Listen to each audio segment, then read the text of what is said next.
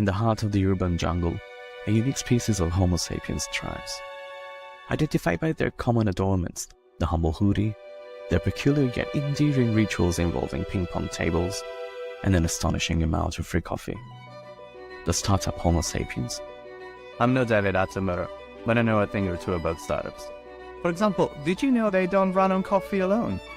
I'm here to guide you on an extraordinary journey. Our new Twitch series, AWS Let's Build a Startup. Together we shall observe how an idea evolves, grows and matures into a real minimum viable product.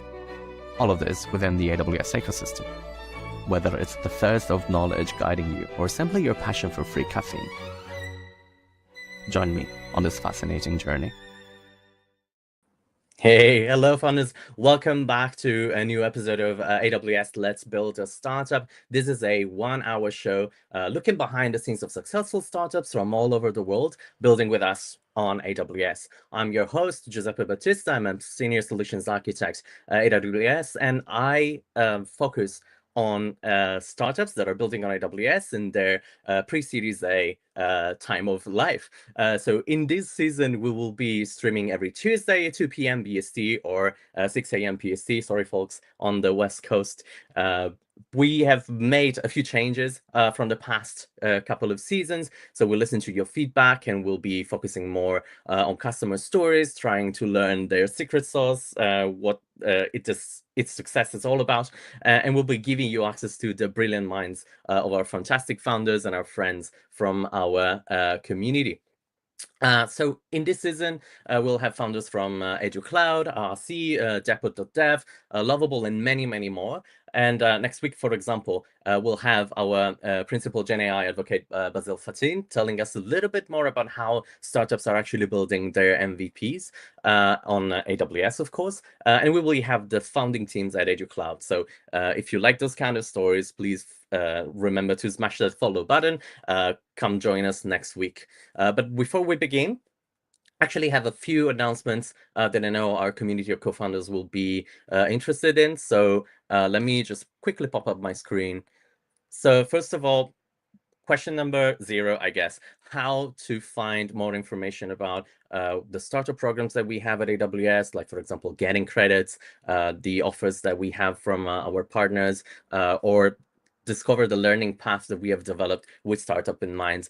This is super easy. Just go to your browser, startups.aws, and you will find out a lot of content that is being prepared and thought with startup founders in mind by our community of solutions architects and business developers that will help you navigate a relationship maybe with investors, maybe with other customers, maybe with our service team. So please do make sure that you have a look at startups.aws. And then I'm super happy today to talk about a topic that is really, really close to a lot of startups that we've been working with. So today we're going to talk about MCP and how startups are actually leveraging it to get to market fast and how to do it with all of the production bells and whistles. But most importantly, I think that we do have a repository for you of articles like this, articles that are diving deep into these sorts of topics that are really central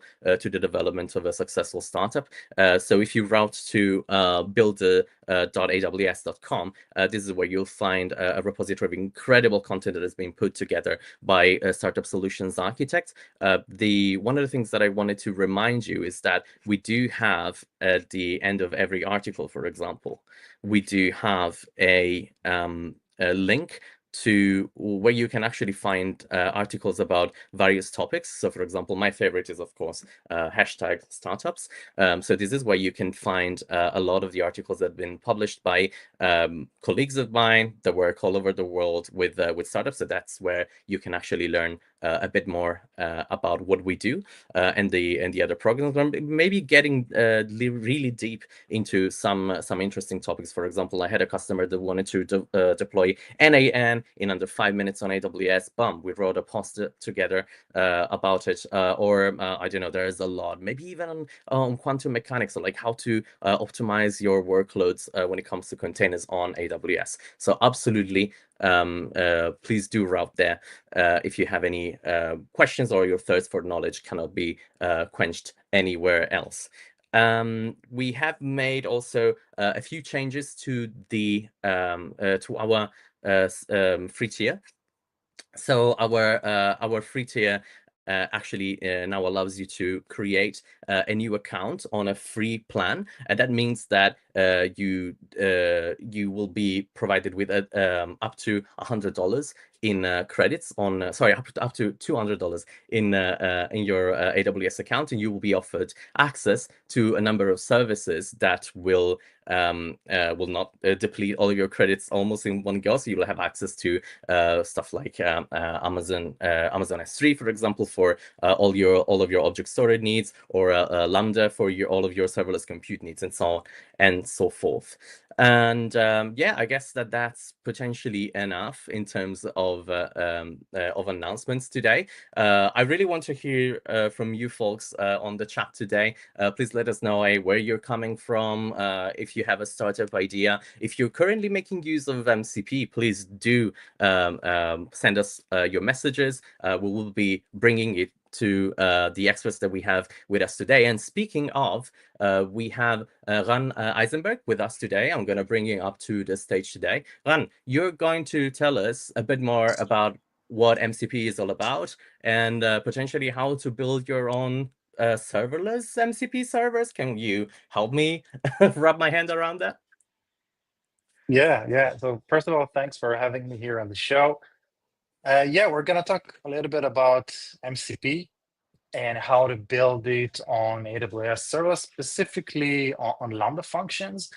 But we're going to take it even a step further. We're going to talk about building more a production grade MCP server. I mean, to the amount of degree that you can, because MCP is changing all the time. What is known today is going to break tomorrow, and they're adding new features. So it's a very interesting domain. Yeah, absolutely. It's changed so much. I remember I posted an article a while ago. It was like March, I think the 19th of March or something like that. And the specification has changed so frequently and so much that it's really difficult to keep up with all of these changes. So thank you so much for coming to the show and to show us the road the road ahead here. Yeah. So do you want me to start with do you want to introduce MCP, or do you want me to say a few words about what is MCP in general? Oh, I can. I think we can chat a little bit about. So let's start with the what the definition of MCP. MCP stands for Model Context Protocol, right? And in my understanding, it kind of gives superpowers to larger language models in a way that is predictable, replicable, and actually an interesting way of producing or providing new go-to-market avenues. We'll talk about this a bit later. But what's your opinion about that? It's essentially a protocol that allows your agentic AI LLM to interact with APIs, resources, your organizational data, basically extending the context that it has with your own data and information. And you can build so many things around that. I think that's the really exciting part of it. And I think you couldn't really miss it. Like if you open LinkedIn over the last 2 months, Yeah. everything like MCP this and MCP that. And we started with local MCP, where you spin up the Docker image on your computer, and then you can interact with that protocol, with the server that you spin up.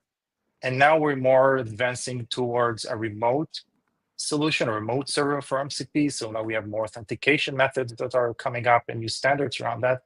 And I think that will be the guide. That will be where most enterprises and startups will probably go, because it brings you more governance and security, instead of having every developer just spinning up whatever they want on their local machine and having some security issues or exposing secrets to whatever third-party Docker they brought. Yeah, absolutely. And in terms of the challenges that you've seen in adoption, what have you seen around?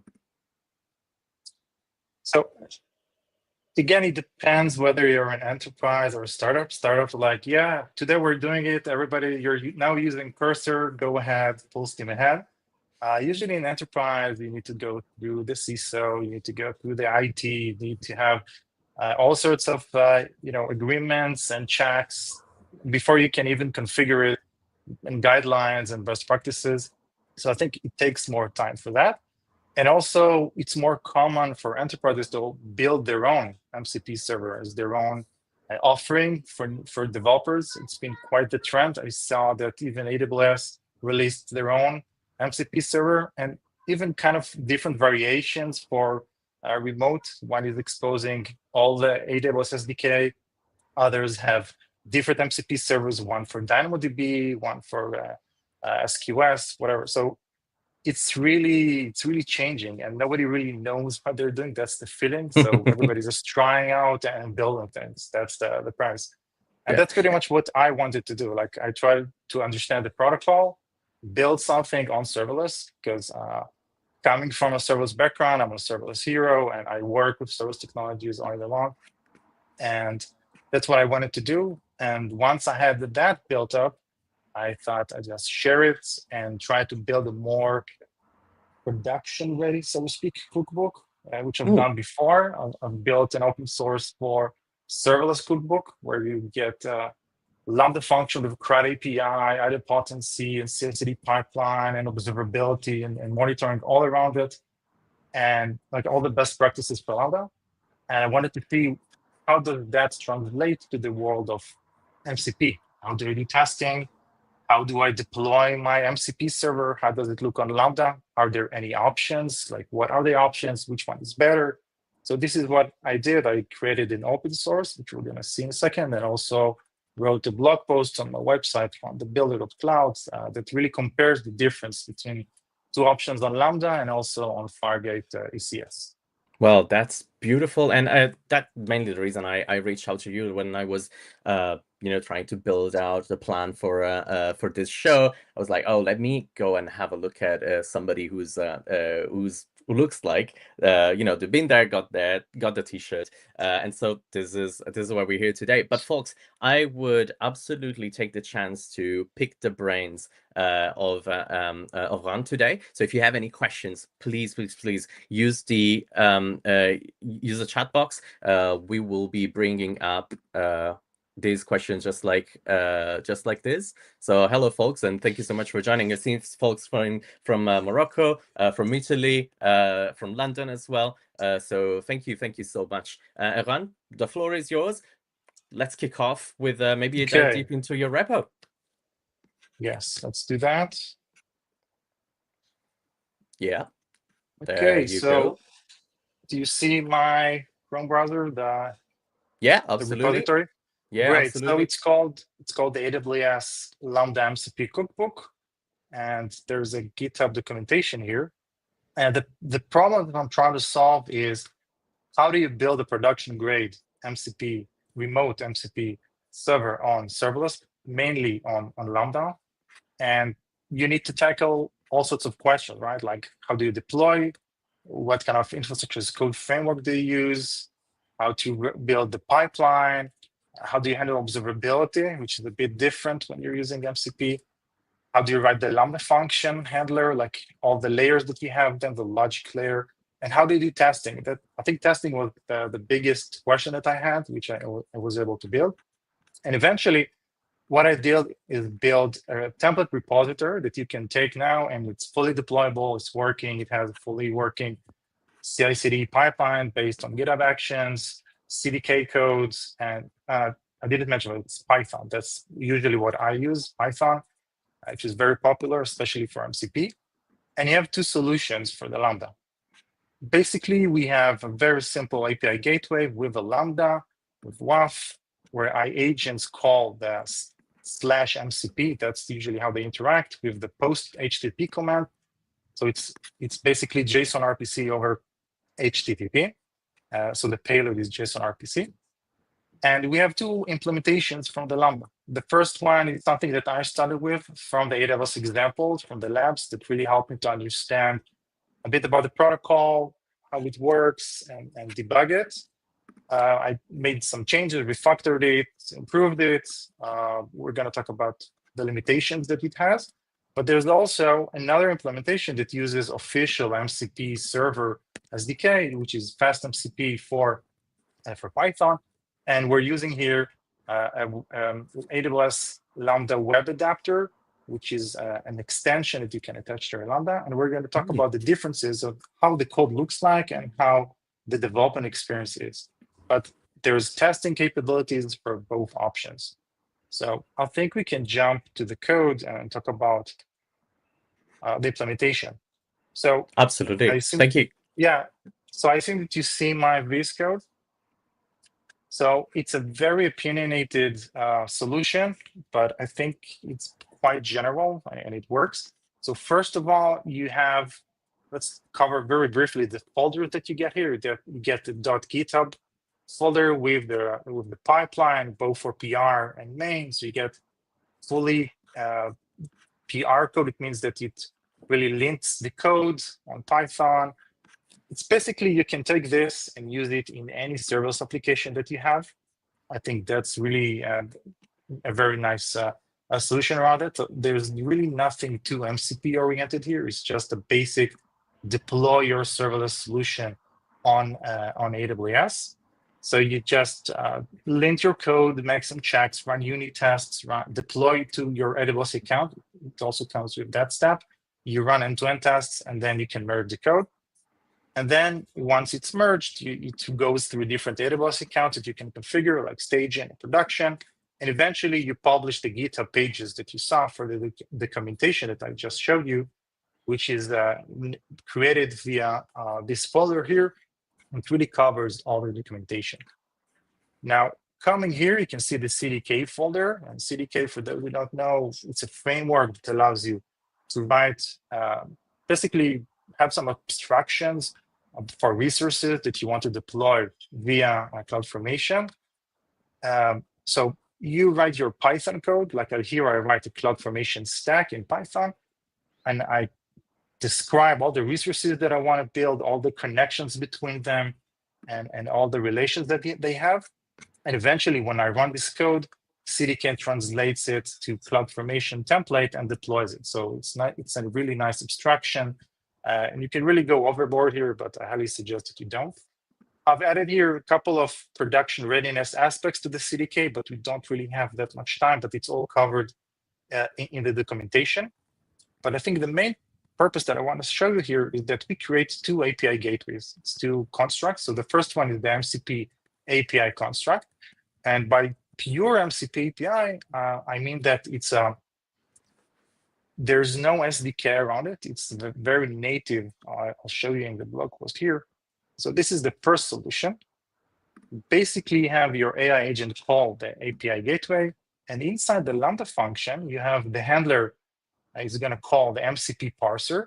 So we're writing an MCP parser that know how to parse the protocol, how to do all the work there, start a session, and understand which tool we want to call and really invoke the tool. And then there's our code. There's actually the tools that we use. Okay, so this is a very native-like experience when we develop a Lambda. And the CDK code really spins up the API gateway and the Lambda function. And there's also a DynamoDB table that you can store session context by session ID and save and restore it. And these are features that came from the basic AWS Labs implementation. But like I said, I added more. The problem with MCP parser is that you need to write everything by yourself, right? So there is no fancy SDK that does the work for you. You need to keep up the protocol.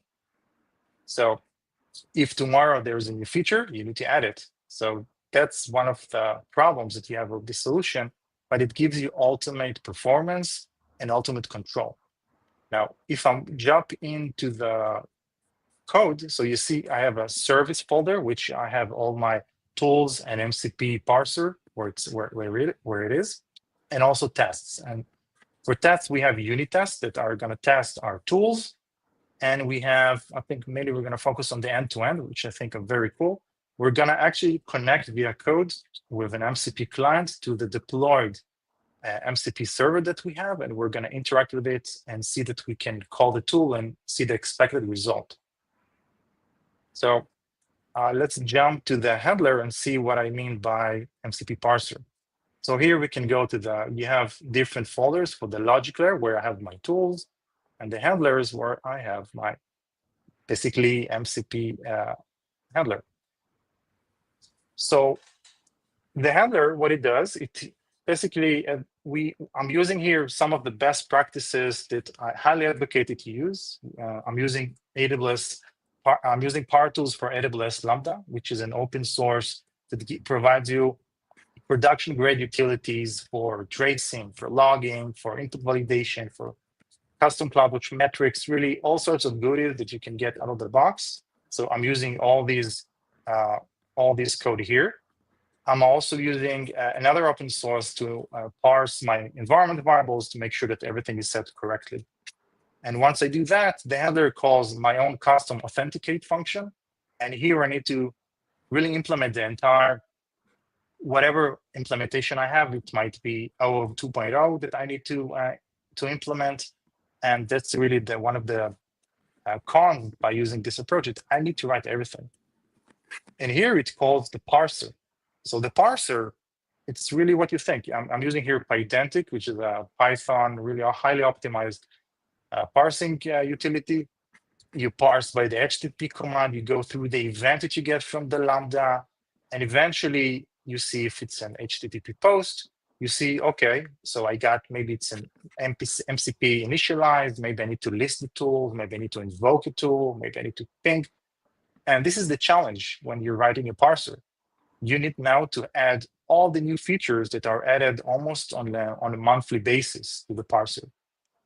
But then you get like the ultimate performance here. You get full control and you get the best observability because you're using really native Lambda experience.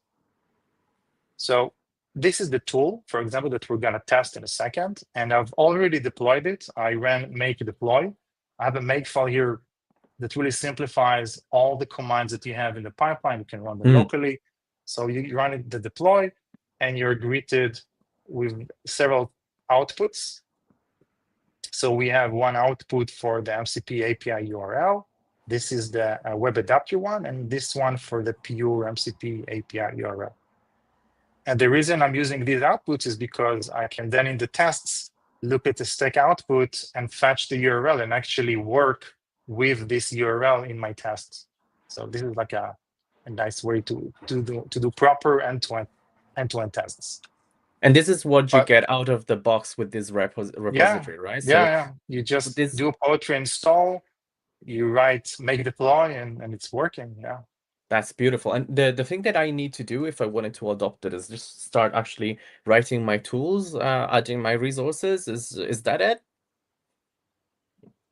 Yeah, so let's say that you have a parser. Let's assume that the parser has enough. Like this one has initialize session and calling tools. And for I think like 80% of the use cases, that might be enough. I think tools are the most powerful thing that they have. I mean, unless you have like a more complicated use cases, tools are like the very bread and butter. And then what you need to do is just implement your authenticate function and start writing tools. And the nice thing here is that the tool is not really written here. This is like what we expose here to the agent. If I go inside, you see that there is a logic layer, right? There is a separation in the code. So you have the logic layer, and you can have prompts, resources, and tools. And each tool has its own separate model that you can test with unit tests, just this model. So it's like a very opinionated approach to writing, instead of writing everything here in one file, which I've seen people do. I don't think that in production grade code, we have lots of code and logic that's really sensible. So I think this is a way that you can separate it. And there's also here examples of how you can set the session in DynamoDB and how you can get a session. And by the way, all these connections and the policies to DynamoDB, it's already in the CDK code. So it's working out of the box. That's beautiful. And folks, just if you're joining us now, I've seen that there's been a new batch of people that has joined. This is AWS Let's Build a Startup. It's our weekly hour-long show that dives into the secret sauce of what makes a successful startup on AWS. We're here with Juan Isenberg. He's helping us understanding a bit more about MCP, but also providing us with a fantastic artifact that you can just deploy to your AWS account to build your own MCP serverless server, I guess. So as of now, what we're doing is we're dissecting into the code and understanding what are the changes that we need to make this repository work. And the work that Ran has done is fantastic because it will get you to a production grade MCP server, I guess in a CDK deploy or something like that. Ran? Yeah, you run, there's a make file, you tap make deploy, and it just works. There's in the GitHub pages, there's a guide on how to set up your environment, what Python version you need to install. So everything is very organized. Sounds great. I hope so. I hope so. No, I had my own personal review and I really loved it. This is why we're here chatting about it. But I guess that you mentioned that you have a few different implementations. So with the one that we've showed right now is a Lambda function backed by API gateway, right? What else do you have in store for us? So it's Lambda API gateway, but the difference is that you implement your own MCP parsing. I think that's one option. And to be honest, I don't recommend that option for most people. I think it's relevant only if you're writing a security product and you want total control and to alter things that go here into the Lambda function. But other than that, I think the other way is the better way to do it for most people because then it's much simpler. And that, let me show you the diagram. So this was the first option. And by the way, this is my website. I write about AWS, serverless, and agentic AI almost weekly now because it's been crazy, like what's going on in the industry. So this is the second option. So here we're still using the API gateway and Lambda function, but here we have more layers and more moving parts. We are using a Lambda web adapter. That's a Lambda extension that we're going to use to bring into our code. And it's going to handle it's an open source by AWS. It allows you to do a lift and shift to basically take any web server and write it on Lambda. It comes with some penalties, like more cold start, especially in Python, like an extra 1-2 seconds sometimes. So you take a hit. And it basically manages all the Lambda lifecycle for you, from initialization, from every event handling. So and it knows, and you tell it where is your web server, which is in our case FastMCP. So you're gonna see how we're gonna do the CDK code. It's a bit nasty, to be honest. I didn't like this approach, but when it works, it's glorious, and you get the advantages that you don't really need to write the parser. Now, FastMCP is an official SDK. So like every week, every 2 weeks, you get all the updates, all the bells and whistles. So it really helps you to move forward faster. So I think that's like the main advantage. It comes with a penalty of cold starts, observability. You get less control here. You have Lambda web adapter has it produces logs. And the FastMCP produces logs, and then you have your own code that produces logs, and it's a mess to make everything play nicely in the same formats and log levels. But you can get it done, just more work, but it's not the best Lambda experience that we've seen when you write your own parser. So coming back to the code, you can see here that if I'll jump to the Lambda function, this is where it's really different. Like this is the way we define a Lambda function in CDK. And usually in the handler, we provided a Python model, like a path.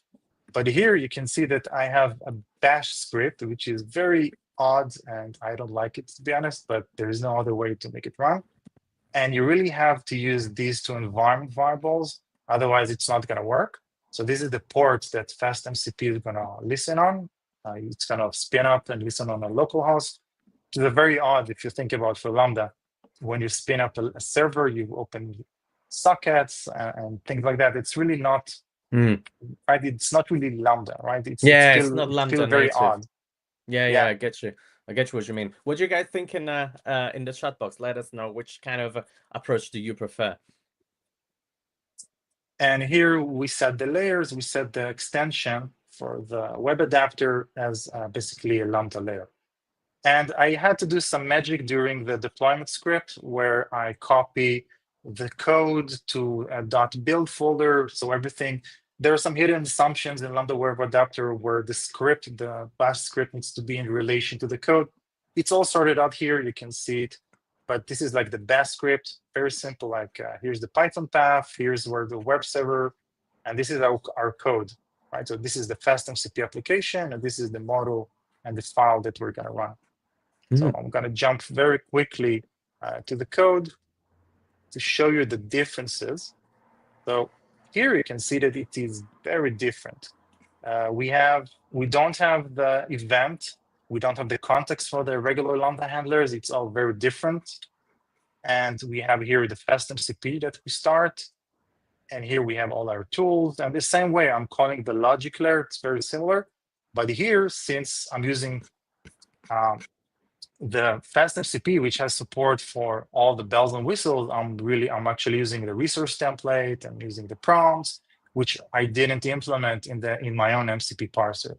So here you get like the full experience of MCP at the price of cold start. Observability is it's a bit uglier to set up, but it can work. I think the main problem is pretty much cold start, which is an extra 1 or 2 seconds. But we can fix that with, I guess, with a snap start for Python, right?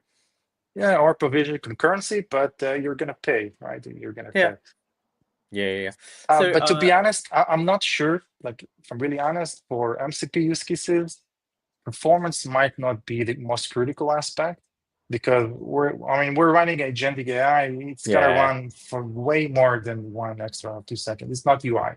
Yeah. No, I completely agree there. I think that sometimes the time for actually just not really going back and forth, but actually have the LLM sit and quote unquote think about the results. It's probably larger than what a cold start would be. And then once your Lambda function runtime is up and running, the likelihood of having to start up another one in parallel might decrease. So that's how you get there. But Ran, we're coming up to the half an hour. I wanted to thank you so much for sharing this with us today. And I think, folks, the thing that you can actually do, we shared a few links into the chat box.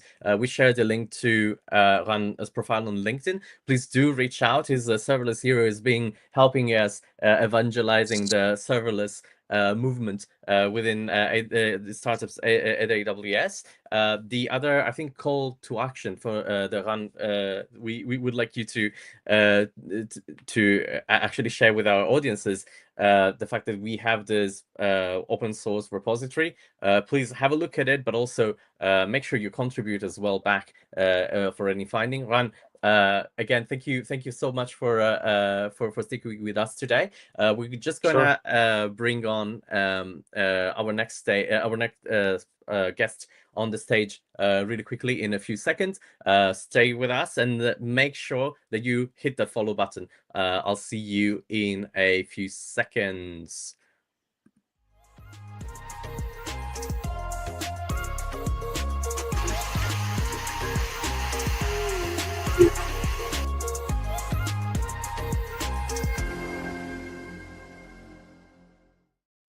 Oh, hello, hey, Owen. How's it going? Thank you so much for joining us today.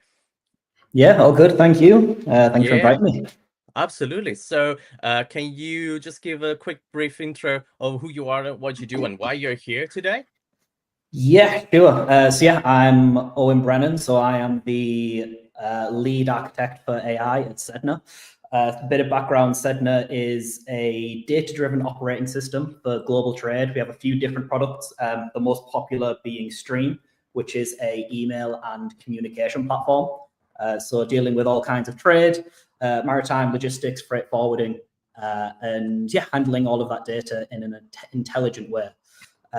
Background on myself as well, I've I say recently joined Sedna, but it's not really recent anymore. I've been here about 6 months. I came in via an acquisition, so my startup, Flitter, was acquired by Sedna. We were doing AI document parsing and handling that data in very interesting ways. Sedna found that interesting and brought us inside. So yeah, now I'm dealing with a lot of the AI work, one of those being MCP. So yeah, we've built an MCP server, so hoping to show you how that works and the troubles and successes we've had with it.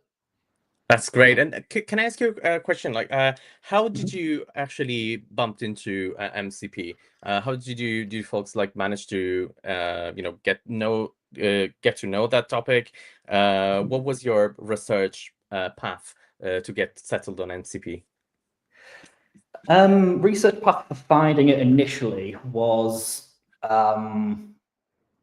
it's kind of in the AI news, just looking at what is trending. It's something that I do quite commonly, just finding out what's coming up within the sector. I use things like Hacker News for latest updates. So I think when MCP was announced, people were talking about agentic. I probably saw the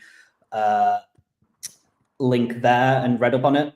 We didn't initially jump on it and do anything with MCP. It was kind of a few weeks or months later when we started to see what other companies were doing. I think things like AWS might have brought out their pricing one at that point.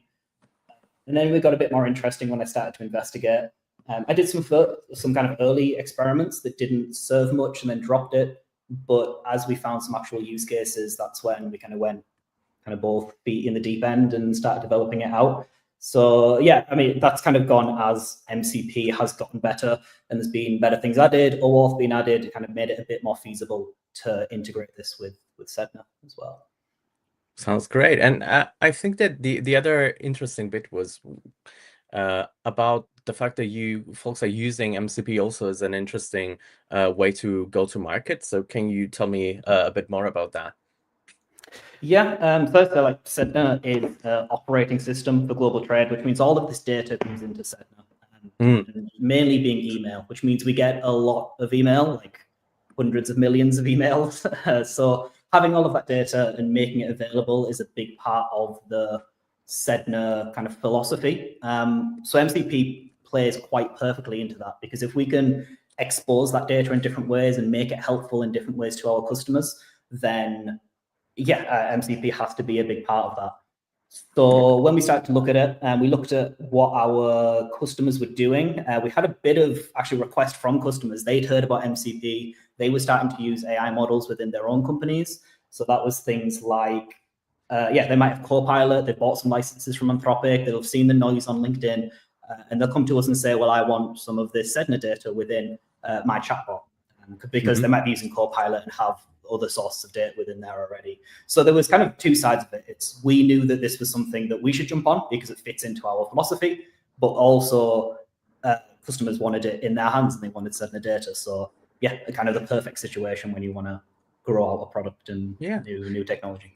It actually sounds like that this has, I would say, really made it easier for I would say SaaS vendors like yourselves to actually create a better integration layer. What do you have any thoughts about that?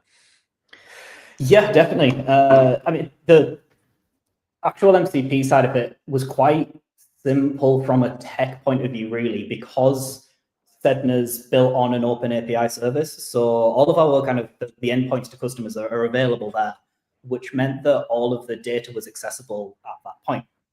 So all we had to do when looking at the MCP server was look at our current available API endpoints and say, okay, which one of these can we make available to an MCP server? So first of all, we just looked at all of our GET calls. So what information can we get from Sedna? And then expose those to over an MCP server and an MCP parser, and then make that available. So yeah, it was much easier starting from the point of having a very good API. We have a great engineering team who service that API and keep those endpoints live, and make it really easy for the MCP server to understand that API spec as well. It's a better place to start from, rather than, I wouldn't want to design a new system for scratch for MCP. I think would be starting from a really good API and going, okay, we just need to flick some switches and do a parser, essentially, to turn it into MCP. That's great. And talking about team, I'm going to try and reintroduce Ryan. Ryan is your resident solutions architect. Hello, Ryan. How's it going? Hey, sorry. I think I had some bit of technical difficulty, so apologies for jumping in a little bit later. No worries, it always happens.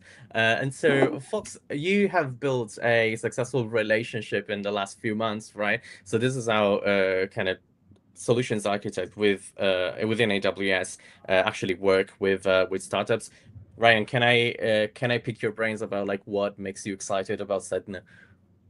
Yeah, so I think in our discussion we kind of understood, the way I understood is like the maritime kind of communications industry is a little bit like more traditional in the sense that when it comes to integration, it's a little bit more challenging, right?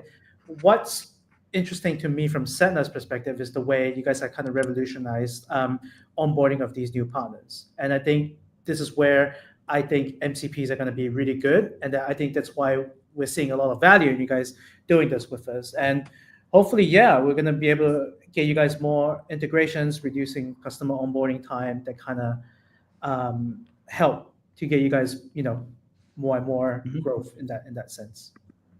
Yeah, sure. Like integrations are a huge part of the maritime sector. People have a lot of systems in place. Like trade is complex. You've got vessels and charterers and freight forwarders and everything. And moving something from one place to another isn't as easy as it sounds. So yeah, we need integrations. We need good scalable services, and that involves a lot of data. So yeah, MCP and AWS work well for that. Yeah. I had another question, which I think you folks started with a local implementation of MCP, right? Is that correct? And then you're thinking of moving more into like remote MCP?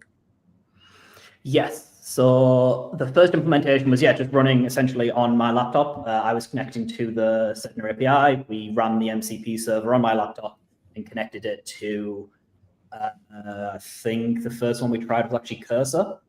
So we had all that flow up and got it working, which was great. At that point, I tried to put 25 tools live, I think, which was just a collection of basically all of our GET calls.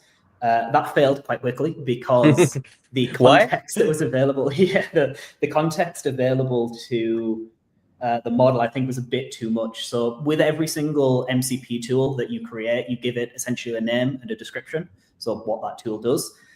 So at the point when we're at about 25 calls, that's a lot of kind of context and endpoint choice for the model to choose between. So if you think like within the Stream, our email platform, you've got things like get mailbox, get Teams, get messages. All of Sedna works on tags as well, so you've got all the different get calls for those. And it got quite complex to make the system understand which calls to use, so it ended up getting it wrong quite a lot of the time. But when we cut that down to around 18 tools, it started to get understand which tools to use a bit better. That included some prompt injection, but I think that cut down of tools really helped. And then we got cut down even further because Copilot only allows 15 tools as well. So we ended up cutting down to 15 in the end. Okay, that's interesting because so basically you started with as many tools as potentially like your API would allow. So I don't know the exact specific, but if I'm thinking about like what the kind of MCP servers that I built on top of like an existing API or something like that, I think that maybe I'm trying to be a micromanager, quote unquote, and like wrap my API. But it sounds like that first of all you had to prune this approach and like maybe condense some of this into some smaller or like compound actually actions, and then you moved forward with even reducing even more. Is there so and the role? I was curious about the role of the descriptions of the tool. Did you have to do some prompt engineering there? How that worked? Yeah, definitely. And that's why I think we're going to get a lot more value out of the MCP as well, is just working on those descriptions, guiding the model of which tools to use in the right situation. You kind of explain the whole architecture of trade within some small descriptions for it to pull the right things, which can be done. Depending on use case, and we can do some kind of system level prompt engineering with our customers as well. Copilot's really good at that in the fact that when you create a MCP connection there, you actually give it a full system, like what they call it, agent level prompt at that time. So at that agent, you can add a full system prompt. Within that, we can describe how tags relate to each other, which calls to use, and then use that as well as the tool description to be able to allow it to select the right tool. There's a few different ways we can play with that. There's also one thing that I'm looking at now is we've kind of exposed our just raw endpoints for now, and it's able to get messages and make its own decisions, but we're looking at what the customers will actually use this for. Is it going to be going into their chatbot in the morning and saying, give me a summary of what came in my inbox in the last 24 hours. So if it's something like that, what the tool will do is kind of get all of the mail. It will do all of those calls, pull all the information in, pass through all of that information and choose the right what it thinks are the right messages and make a summary of those. But if our customers are asking that question a lot, then my pushback is that we should have we should design the tool around specifically mailbox summary. So don't let it go get all the information. We'll do all those API calls and then just expose one tool rather than exposing 5 of them. Because I think that 5 of those tools are essentially just one, and then it becomes much easier to manage all of that as well. So looking at tool consolidation is going to be a big next piece and where we're going to get some more value, but that comes with talking with customers. Oh, that's super interesting. And this goes also in the direction of some of the startups that I work with that are actually trying to optimize this. The thing that I've seen a lot is actually creating Q&A documents for the client, actually. So like to influence a little bit more the LLM that you're using. But I guess that we talked more than enough. Can you give us a demo or like show something to us? Yeah, I can show you what the MCP does. Let me just try. And in the meantime, I was thinking, like, can you maybe also kind of introduce us to the kind of personas, like who your customers are, like what they're looking to do? Because I'm a complete noob when it comes to maritime communications, and like there's only one life, and I decided to spend it on startups at AWS. So it'd be great to actually learn a bit more about this. Yeah, sure. So yeah, I'm just right now I brought up Claude here. You see this actually says Alan. I've stolen it from another guy, Sedna Alan. So yeah, thanks for the account for this. But yeah, so persona wise, there's lots of different personas within Sedna because like trade is a big complex thing. So you've got things like people who take care of cargo. So you might get a list of cargoes that need to go from China to the UK, let's say. So they might get a list of cargoes sent to them. They then have to possibly find a vessel that would take all of those goods. But within that, finding the vessel, you then kind of got a process called chartering. You've then got the vessel owners as well. So throughout all of that process, there's lots of stakeholders there. When the goods actually get to a country, you've got the freight forwarders. So people who will get the freight to their final destination and look at things at a package level. You've also got customs agents who allow those goods to come into the UK. So yeah, we've got a lot of customer personas that can happen there. The one that I'm going to demo here is looking at ship management. So these people who will kind of have a list of vessels available to them, and they'll be managing those vessels as they're going from A to B, and they'll get all the information as those goods travel across the world, essentially. So I'm going to actually do that use case that I mentioned earlier. So if I could do, give me a summary of my Sedna inbox. Just give you an idea here how Claude handles this. You have your list of integrations here. You see we have Sedna MCP server. We have those 12. So this one's actually now cut down to 12 tools. And we have all those different API calls that I mentioned there. So get message, get category tags, get messages by category tags. Lots of different tools we can access. So if I send this message now, you will see it will go and say, I'm going to get a summary of this. It will then go and call these tools. I've kind of pre-authorized it to do these tools without asking me. So first of all, it's going to get category tags, which is kind of most messages within Sedna will be categorized. So we apply a tag to them as they come in. Based on the kind of information that's come back from the API, it will then say, figure out which one of these are valuable, because there might be some tags within there that we don't care about. So it will now get the messages associated with those category tags. And we'll see a bunch of information come back here. This is all a demo account as well, so don't worry about it coming through. But we've got a bunch of fake messages now coming in. It's looking at emergency equipment, so I'll have a tag called emergency equipment, and all of those are getting done. What we also have is teams within here. So each of these messages and category tags will be associated with teams. So you'll see it ran the get teams call at the end so that you could find the organizational structure.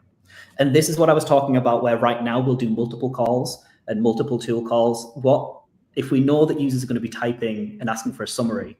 What we should actually do is just do one tool call here, collect all the information and return it back. And this would be much faster because we'll do the processing on our side rather than processing a bunch of tokens. But you'll see here, now we have the overview come back. So it'll give me an overview, it'll give me a team structure, it's giving me some message activity, noon reports. So every vessel, every day at noon, we'll send a overview of kind of what it's doing, where it's at, current fuel rates and things like that. So we'll get that information, it'll tell us any instance. So it's just looking across all of these messages and giving us a general summary of all of that. But if I now look within here, so we've got, a vessel here, MV Ocean Zephyr. If I was to then go back and ask, tell me about that vessel, hopefully, demo time. I'm going to hope this works. Yeah, it actually works. So yeah, now it's looking at that job reference. First of all, it's getting job references associated with this job. Then it's going to get the messages associated with those tags. So it's going to tell me hopefully the latest information on Ocean Zephyr. It's now getting some contacts that are associated with it, and now it'll give me a general overview. So it's pulled some of the email information and general information about this vessel, latest information that's come in. And yeah, it's now much more helpful to a user rather than going through and looking through their mailbox. They might be able to just chat to their agent within here. And where I'm really interested about this is when users start connecting other MCP services. So it might be that their vessel list, for example, lives within an Excel file, which unfortunately some do. They could upload that Excel file at the start of the day and say, fill out this Excel file with additional information from Sedna to give me an overview, or give me the latest timings, or give me the ports that all of these vessels are at. And the model will be able to go and do that. I think those use cases get really interesting.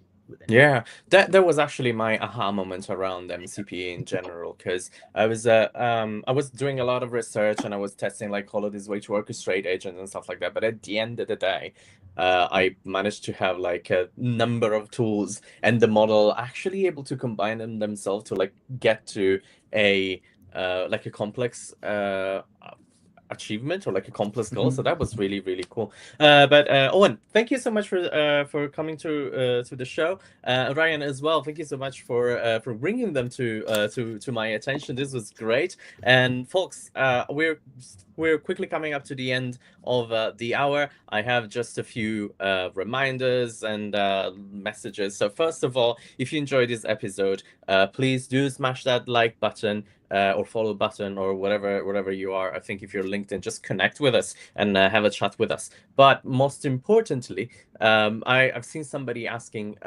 before if we do have stuff that is ready for replay, like our episode, and the answer is actually yes. So we do have a hashtag or a topic on the Builder Center. I spend a lot of time in actually building this content together to actually make sure that you are able to rewatch it. So every week after the show, I will be publishing a recap of what we discussed today. So for example, this is last week's episode in which we chatted with the founder of LansDB and how to take an idea from an open source project all the way up to having $30 million Series A. So if you have missed this episode, make sure that you have a look at that. But also, most importantly, if you want to chat with us, Carolina, my head of scouting today, is sharing a link to our calendar, so you can actually book a meeting with some of our scouting team, and you can actually come and chat with us, share your ideas about your startup, and understanding what kind of programs are better for you. Again, next week, we'll be joined by Belzil Fatin and the founders at EduCloud. We'll learn more about how to build MVPs and GenAI MVPs. I've been your host today, Giuseppe Battista. This has been AWS Let's Build a Startup. Thank you so much, Ran Isenberg. Thank you so much, Owain. Thank you so much, Ryan. I will be closing the stream now, and hopefully I'll see you next week. Bye-bye.